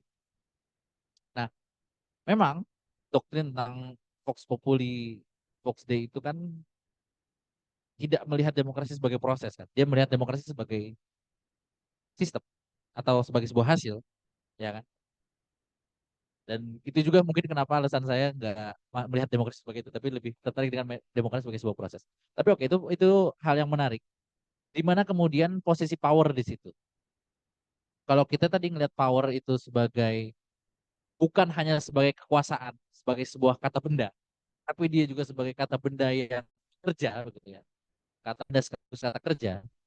eh, maka power itu ya menjelaskan dinamika yang terjadi di dalamnya. Makanya tadi kan lihatnya struktural kan. Kalau power itu perspektif struktural. Dia melihat karena power itu abstrak, yang kita lihat adalah distribusinya. Kalau lebih konkretnya mungkin gini. Kalau kita lihat di dunia sekarang siapa sih superpower? Ya Amerika, Cina gitu kan. Distribusinya kita tahu gitu kan. Powernya gak jelas itu apa. Tapi kita bisa tahu ini yang kuat tuh ya Amerika, ya Cina, Uni Eropa gitu kan. Yang kuat-kuat tuh kan Inggris, Rusia, tapi ya nggak sekuat dulu gitu kan. Rusia kuat tapi kuat militernya aja, ekonominya enggak, misalnya gitu. Ada yang kuat ekonominya tapi militernya enggak, kayak misalnya Eropa. Ada yang kuat dua-duanya gitu kan, kayak Amerika. Dan kayak Cina dia udah kuat ekonominya, militernya lagi baru mau kuat. Nah itu juga bisa kita lihat di dalam negeri. Oh, apa namanya? Power itu terdistribusi ke siapa saja. Kekuasaan itu terdistribusi ke siapa saja. Kemudian dari sebuah itu kan membentuk sebuah struktur gitu kan. Siapa yang paling kuat dia paling atas. Makanya kalau eh, apa politik internasional itu kan yang bilang anarki gitu kan. Artinya anarki itu bukan rusuh ya. Anarki itu A tidak arki tatanan. Tidak ada tatanan. Itu anarki. Anarki itu bukan rusuh. Anarki itu tidak ada tatanan. A tidak arki itu tatanan. Tidak ada tatanan. Tapi ada yang bilang bukan anarki sebenarnya. Hierarki. Karena power itu terdistribusi tadi. Yang super power itu hierarkinya dia di atas. Bagaimanapun kita nggak bisa bilang Vanuatu itu setara sama Amerika Serikat. Ya kan? Meskipun secara nominal mungkin sama-sama satu negara gitu kan. Kalau voting di PBB sama-sama satu. Tapi tetap aja kalau kita bilang mereka setara ya kebangetan gitu kan. Nggak tahu diri. Karena ada hierarki gitu ya. Amerika yang paling atas gitu di dunia. Terus tiap region ada lagi. Misalnya di Asia ya Cina di bawahnya gitu kan. Ada Jepang setara gitu kan. Kalau Cina dulu tuh di bawah. Kalau kita bikin leveling paling bawah tuh Cina tuh paling bawah. Kemudian dia naik ke level kedua setara sama Jepang sekarang misalnya gitu secara kekuatan. Jadi dia ngelihat sebagai sebuah begitu juga dengan misalnya tadi kekuasaan di dalam sebuah negara. Kita ngelihatnya sebagai sebuah power. Mungkin ada orang yang dulunya dia tidak berada di lingkaran elit, dia di bawah. Kemudian dia naik menjadi lingkaran elit tadi kan. Hierarki dia menaiki tangga hierarki tadi yang tadinya di atas bagian elit kemudian turun misalnya. Atau misalkan kalau di teorinya gaming demokrasi, ada satu artikel jurnal yang juga menarik, nggak saya masukin karena udah kebanyakan gitu. Judulnya Gaming Demokrasi. Kenapa sih misalnya di negara-negara yang tadinya otoritarian, kemudian menjadi demokratisasi, malah elitnya kok nggak berubah ya? Elitnya dia juga padahal udah demokrasi ya. Harusnya kan demokrasi kan tadi, kalau kata Bung Hatta kan demokratisasi politik harusnya terjadi selanjutnya demokratisasi ekonomi kan. Kok ini enggak ya? Orang kayaknya dia lagi, yang jadi apa kekuasaan ketua partainya dia lagi. Kenapa? Kalau kata gaming demokrasi karena elitnya itu mereka saling negosiasi di balik layar aja. Siapa dapat apa? Akibatnya apa? Ya demokrasi yang enggak full demokrasi ya dibilang. Jadi kan demokrasi ada full demokrasi, ada yang parsial demokrasi gitu kan. Ada abu-abu, terus ada parsial otoriter, ada full otoriter. Akhirnya karena prosesnya begitu, oligarki itu lebih senang demokrasi yang nggak full ketimbang otoriter. Kenapa? Karena kalau di otoriter cuma satu yang nguasai. Nggak ada kompetisi di tingkat elit. Di bawah ya udah jelas nggak ada kompetisi. Tapi di elit pun nggak ada kompetisi. Dia aja yang megang. Satu orang aja yang megang. Atau satu kelompok aja yang megang. Sementara di demokrasi yang setengah-setengah ini, kalau katanya penulis jurnal, saya lupa nama penulisnya, apa judul jurnalnya, Gaming Demokrasi itu. Ya elit yang di sini itu ya dia bisa saling nego. Akhirnya ada perputaran kekuasaan tapi tingkat elit aja. Itu yang kita sebut sebagai oligarki. Itu yang membedakan antara oligarki dengan misalnya konglomerasi. Kayak misalnya teorinya David Kang, itu dia meneliti tentang Korea Selatan. Korea Selatan itu demokrasi, ya demokrasi karena ada pemilu, kuasaannya pun berganti, presidennya ganti-ganti, partai yang berkuasa juga ganti-ganti. Tapi yang nguasain ekonomi kan dari dulu sampai sekarang nggak berubah kan, apa cebol aja kan. Apalagi sekarang cebol itu yang paling kuat juga Samsung.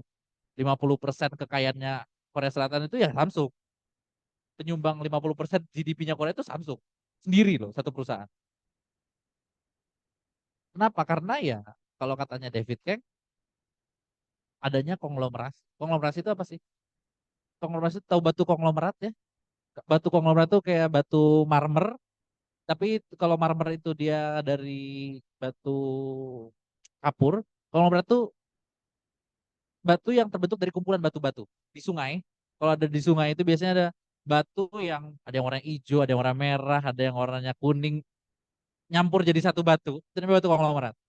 Dia satu, tapi di dalamnya ada yang kecil-kecilnya, kemudian membentuk satu kekuasaan sendiri. Itu konglomerasi. Tapi ya satu, beda dengan oligarki. Kalau di oligarki itu oli itu artinya few, beberapa. Arki itu tadi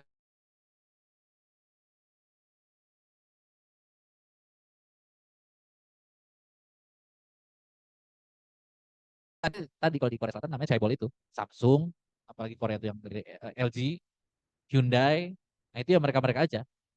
Kompetisi elitnya ada, tapi sesama mereka.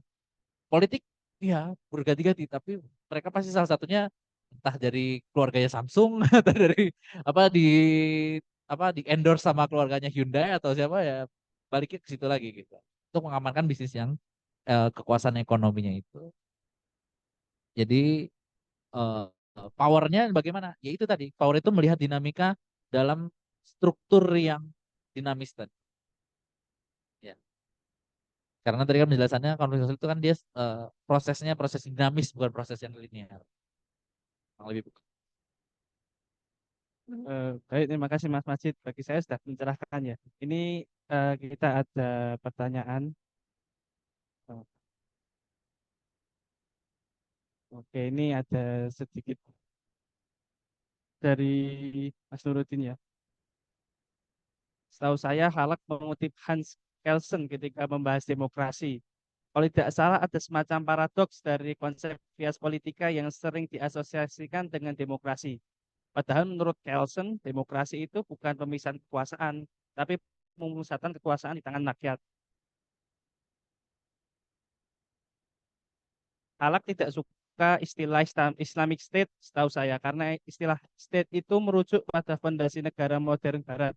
Sementara itu, ia menawarkan istilah lain yaitu Islamic governance yang didasarkan pada fondasi ummah yang logikanya agak berbeda dari ukuran national state Barat modern.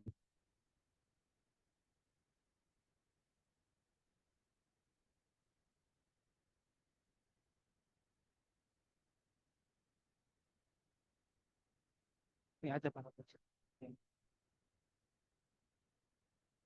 makasih banyak ini Mas yang lewat Zoom. Jadi saya kurang dengar namanya. Nuruddin, Mas Nuruddin. Ya, jadi memang tadi saya katakan saya belum baca secara mendalam bukunya Halak karena saya akan siapkan itu di sesi terakhir. Nanti kita bisa diskusi lebih lanjut di sesi terakhir. Tapi terima kasih juga insight-nya terkait dengan Islamic State yang tidak di-endorse oleh Halak tapi justru Islamic governance atau government tadi. Governance ya. Tata kelola yang Islami.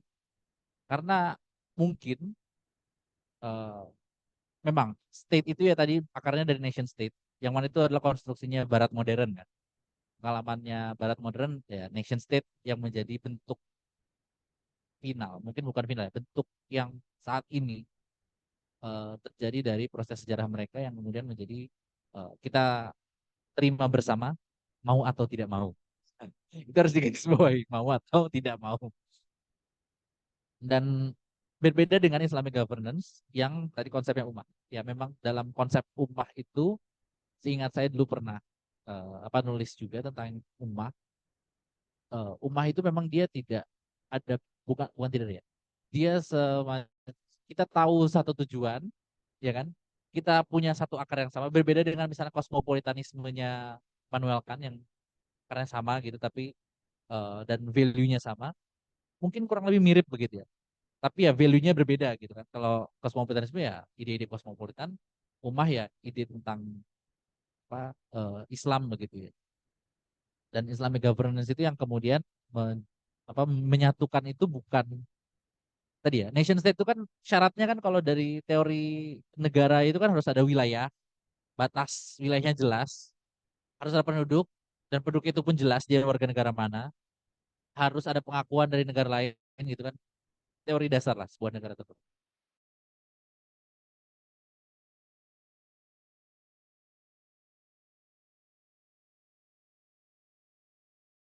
Islam gitu ya. Khususnya kalau misalnya kita juga lagi misalnya masa-masa Khulafaur Rasyidin nggak seperti itu begitu. Ya, apa namanya? Batas kekuasaan yang jelas ada nggak?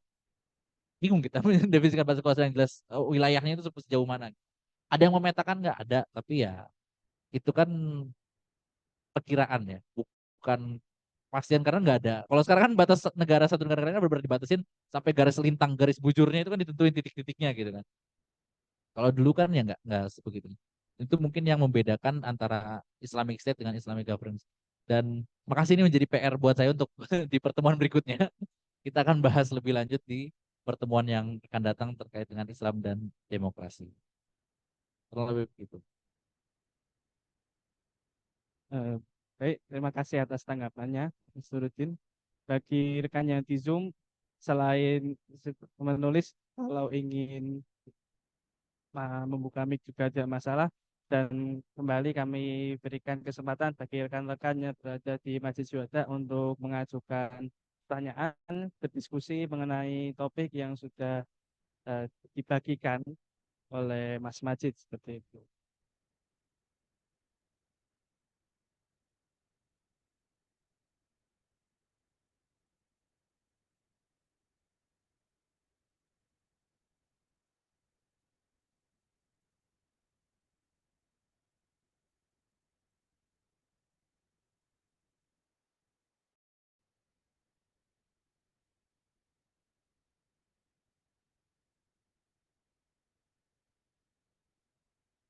Kembali, mungkin dari rekan-rekan ada yang mau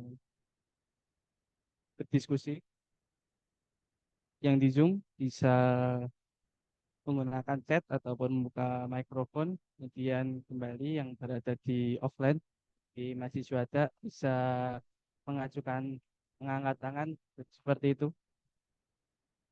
untuk mengajukan pertanyaan untuk berdiskusi.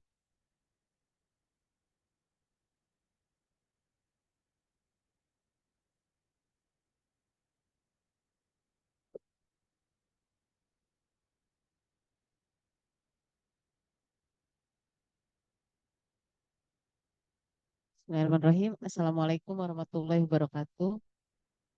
Saya Maida ingin bertanya, Mas. Mungkin out of the box ya. Atau saya juga sebenarnya bingung ini pertanyaannya nyambung nggak. Kalau ditarik dengan background-background negara seperti Cina yang komunis ya. Kemudian apa? Rusia itu komunis juga, Mas. Itu kalau keterkaitan dengan sistem politiknya seperti apa, Mas? Ada nggak benang merah atau kayak latar belakang mereka demok gitu ya? Atau komunisnya itu ke sistem demokrasinya itu kayak gitu. Terus kalau untuk yang Korea Utara ya, itu kan otoriter sekali ya, itu seperti apa Mas sistem demokrasinya? Atau sebenarnya ada nggak sih mereka itu keringanan untuk masyarakatnya bernapas kayak gitu? Karena kan yang selama ini kita tahu kayaknya ketat banget kayak gitu ya. Oke, terima kasih Mas. Assalamualaikum warahmatullahi wabarakatuh. Waalaikumsalam warahmatullahi wabarakatuh. Terima kasih banyak, Bu. Iya, ini sebenarnya menarik. Kalau kita lihat nama resmi negara, Korea Utara nama resmi negaranya apa? Democratic Republic of Korea. Jadi negara yang namanya demokratik itu biasanya nggak demokratik. Contohnya lagi salah satu yang pakai nama demokrasi kan Kongo kan. Democratic Republic of Congo. Kan otoriter. Begitulah. Kadang-kadang ya memang nama adalah doa, tapi kalau kayak gitu jadinya apalah arti sebuah nama. Ngakunya demokrasi tapi ya otoriter. Baik, memang eh, di Cina, Cina itu menarik. Kenapa saya bisa katakan menarik? Karena dia memisahkan antara sistem politik dengan sistem ekonomi. Karena beda ya antara Cina dengan Soviet komunismenya. Dulu Mao Zedong kan nggak mau dia ikut eh, Leninismenya Soviet gitu kan. Dan itu kemudian dilanjutkan oleh misalnya Deng Xiaoping yang lebih pragmatis dan dia memisahkan antara kepentingan politik sama kepentingan ekonomi. Politik boleh komunis katanya, ekonomi nggak harus komunis. Kan terkenal doktrinnya Deng Xiaoping itu kucing itu nggak penting warnanya hitam atau putih, yang penting bisa nangkep tikus. Jadi sistem ekonomi itu nggak penting mau namanya komunis, kayak mau pasar bebas, mau apa, yang penting bikin kita kaya. Dan itulah yang kemudian dilakukan oleh Deng Xiaoping dengan mereformasi perekonomian Cina. Makanya kalau ngelihat ekonominya, Cina itu ya bisa dibilang kapitalis. Ya, meskipun secara politik ya cuma satu partai, itu kan nggak bisa bilang demokrasi kan. Makanya saya beberapa tahun lalu tuh pernah nulis juga demokrasi dengan kapitalisme itu tidak selamanya sering sejalan. Kenapa? Karena kan teori-teori yang tadi kan selalu bilang kapitalisme sama demokrasi itu bakal sering sejalan kan. Asumsinya kan begitu kan. Makanya kan ada ketika ekonomi tumbuh, kelas menengah akan ikut tumbuh, ketika kelas menengah ikut tumbuh, pendidikan mereka semakin baik, mereka semakin pendidikan baik, mereka menginginkan demokrasi. Kenapa? Karena dengan demokrasi maka sistem pasarnya akan terbuka, sistem pasar yang terbuka mereka bisa sejahtera. Terjadi distribusi kekayaan. Kan gitu kan. Asumsinya apa sih? Ya ekonominya itu kapitalis, politiknya demokratis. Cina nggak mau Cina cuma mau ekonominya aja yang jadi kapitalis karena ya tadi nggak peduli kucing itu mau bulunya hitam mau bulunya putih, yang penting bisa nangkep tikus gitu kan. Namanya mau kapitalis kayak mau apa terserah, yang penting bisa bikin kita kaya. Makanya jadi mereka bisa memisahkan antara kapitalisme dengan demokrasi. Meskipun kalau komentator dari Amerika kan bilang suatu saat Cina akan demokrasi. Kalau katanya orang Amerika ya. Khususnya orang-orang yang percaya tadi terkait dengan kesejajaran antara kapitalisme sama demokrasi. Atau yang tadi teori modernisasi kan, ya itu kan bareng kan itu kan. Sosioekonomiknya jadi industrinya itu artinya kapitalisme, politiknya jadi demokrasi gitu kan. Value-nya tadi kan menjadi berubah atau bisa dikatakan menjadi sekuler. Nah, itu harusnya barengan. Cina kan enggak. Dan itu menjadi kekhasannya Cina. Rusia bagaimana? Nah, kalau Rusia ya secara ekonomi mereka masih sentralistis. Kayak tadi misalkan ekonomi itu penyumbang terbesarnya masih banyaknya BUMN. Makanya kan kayak orang yang menjadi kelas menengah itu ya kebanyakan ya orang yang bekerja entah jadi birokrat atau jadi pegawai BUMN kan gitu. Makanya mereka lebih mendukung Putin karena ya kalau Putinnya ganti ya mereka bisa dipecat gitu kan, bisa berubah lagi orang yang kerja di situ. Atau kayak di Kazakhstan juga sama. Dan komunisme itu memang secara mereka punya ideologi ekonominya juga. Ideologi ekonominya kan yang apa sama disamaratakan begitu ya. Tapi saya tadi baru baca buku Sapardi siapa? Sastrawan namanya Sapardi Djoko Darmono. Tulisannya dia, kita duduk boleh sama rendah, tapi kalau berdiri kita beda-beda tinggi. Oke, duduk sama rendah itu ya batas bawahnya mungkin sama. Apa namanya kita eh, punya secara legal formal kita punya hak yang sama. Tapi ya kalau kalau urusan kekayaan atau urusan distribusi kekuasaan, ntar dulu. Siapa yang dekat sama elit dia yang lebih tinggi kekayaannya. Kalau di Korea Utara ya napas boleh Bu, asal nggak menghina Kim Jong Un. Ya, napas boleh nggak boleh, tapi ya nggak boleh menghina. Apalagi kalau Korea Utara itu kan benar-benar lebih parah daripada Cina ya sistemnya. Karena memang dia komunismenya total ekonomi dan politik. Jadi ekonominya itu semua di sentralistik oleh dikuasai secara sentral oleh Kim Jong Un dan didistribusikan menurut Kim Jong Un sendiri, nggak pakai sistem pasar. Kalau Cina ekonominya masih pakai sistem pasar, meskipun negara ikut berperan. Misalnya ketika Cina itu strateginya ketika dia membangun industrialisasi, Cina itu dia tidak dia tidak menyerahkan sepenuhnya kepada pasar. Dalam artian investasi, siapa yang mau berinvestasi ya dia akan untung, enggak. Tapi mereka memplanning itu. Makanya kita kenal ada Huawei, ada Xiaomi. Itu meskipun kalau secara kasat mata itu perusahaan kapitalis, pasti ada salah satu ya direksinya katanya orang dari Partai Komunis Cina atau dari militernya. Artinya apa? Yaitu by planning. Kenapa? Karena mereka punya visi. Visinya adalah tahun 2030 barang-barang di dunia itu setengahnya harus made in China. Itu dulu zamannya Hu Jintao tahun 2010 mereka bikin visi. Made in China by 2030. Tahun 2030 barang di dunia ini harus made in China. Dan sekarang udah kan batik aja banyak made in China. dan itu yang kemudian membuat mereka tadi jalan pemerintahnya memplanning ekonominya. Meskipun kemudian dibuka untuk sistem pasarnya pun tetap dibuka. Buktinya apa ya? Mereka mengundang investor dari luar dan juga mereka berinvestasi di luar. Kalau hari ini kita ditanya mobil Fiat, itu udah bukan lagi mobil Itali, tapi mobil Cina. Karena yang megang lisensinya sekarang Cina, Fiat. Kenapa dijual? Karena dulu waktu krisis 2008-2009 banyak yang dijual-jual.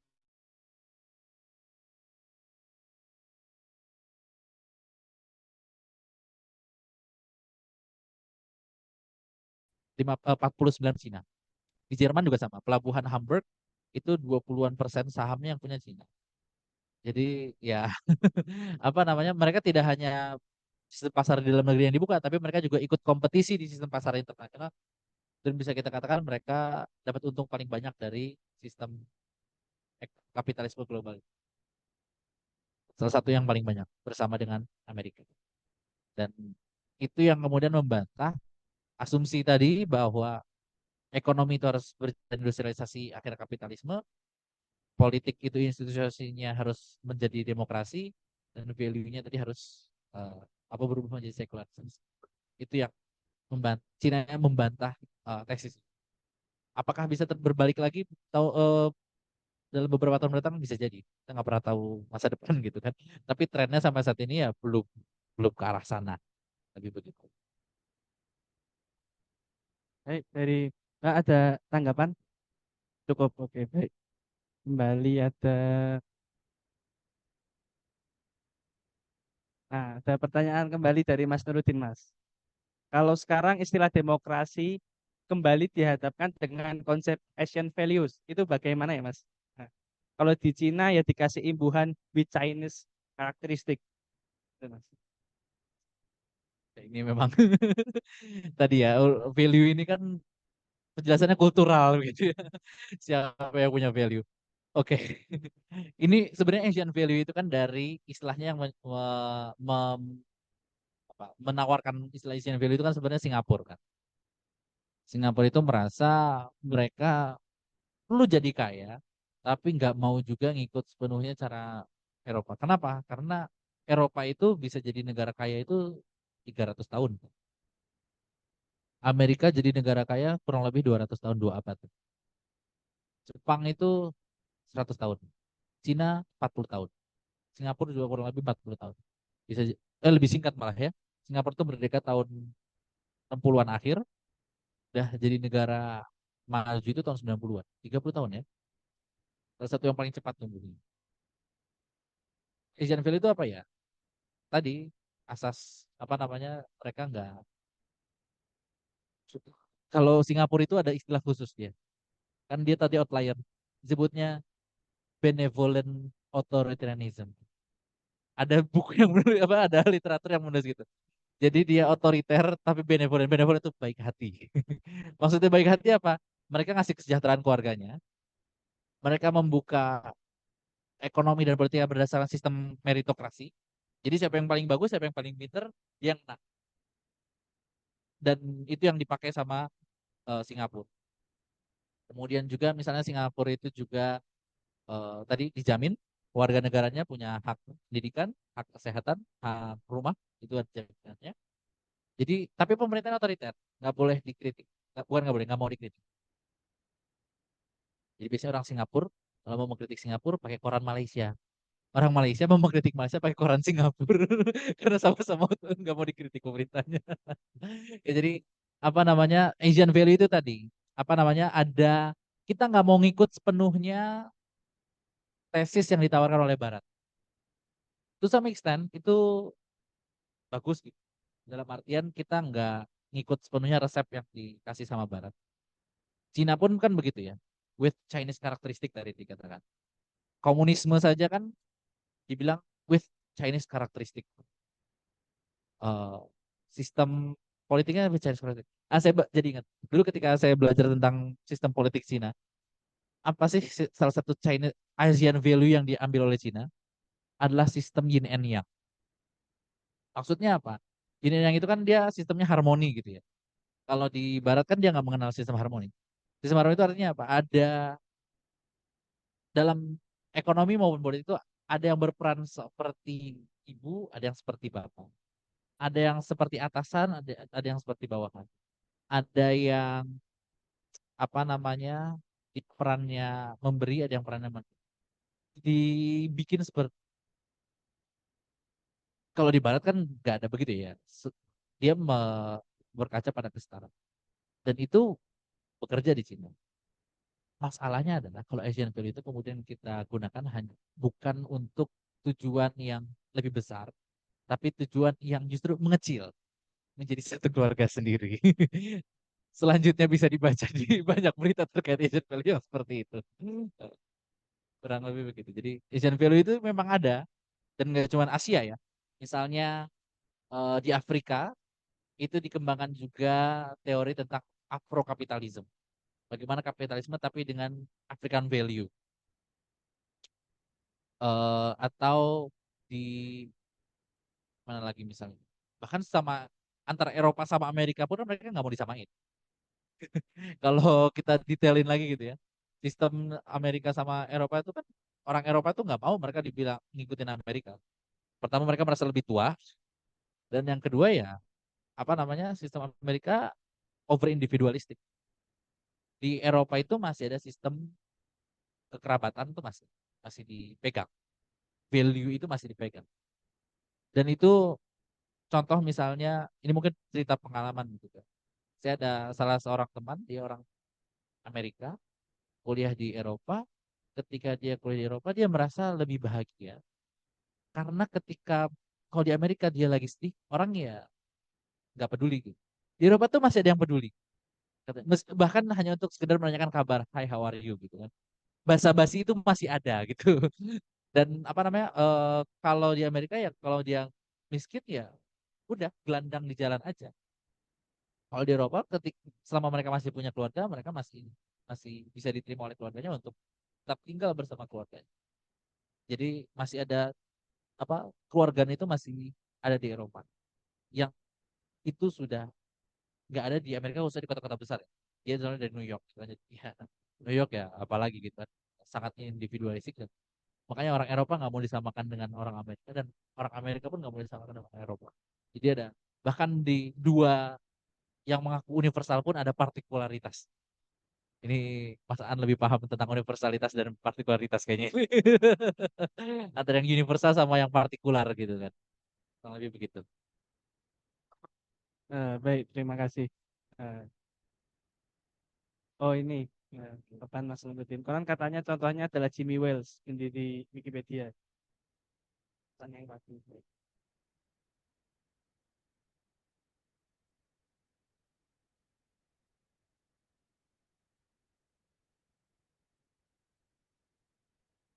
Oke, baik, terima kasih atas pertanyaannya Mas Nuruddin dan tanggapan dari Mas Majid. Baik, dipersilakan kembali bagi rekan-rekan yang ingin bertanya di Zoom bisa melalui chat atau open mic. yang berada di Masjid Syuhada bisa mengangkat tangan.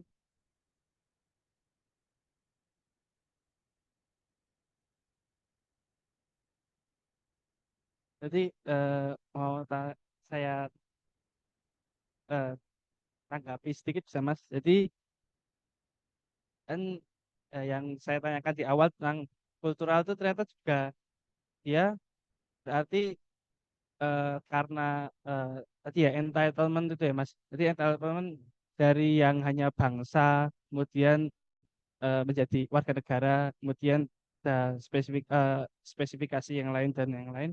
Berarti kembali ya Mas. Jadi nggak hanya nggak hanya menjadi spesifik, tapi juga bangsa, kemudian pengalaman itu juga mempengaruhi bagaimana eh, demokratisasi berjalan ya Mas kan tadi ada values yang berkembang kan di Eropa tadi ada masih ada kekeluargaan, kekerabatan di Amerika itu over individualistik. Kemudian berbeda juga dengan Singapura, benevolent di Mas Alam di sini menyebutkan benevolent dictatorship ya, dan China ya komunis with Chinese karakteristik gitu. Jadi ternyata ya demokratisasi ini spektrumnya luas ya Mas berarti.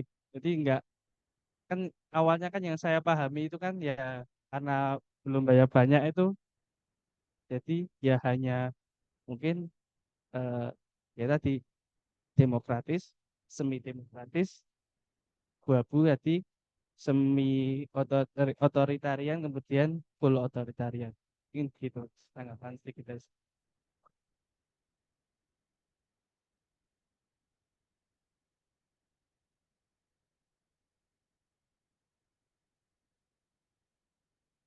Oke, kembali pada rekan-rekan apabila ada yang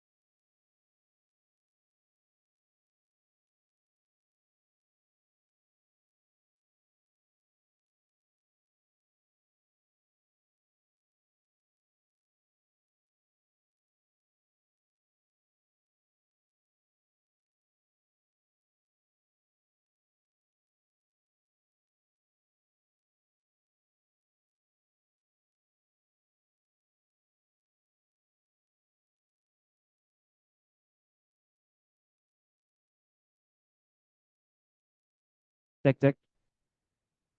Oke, baik.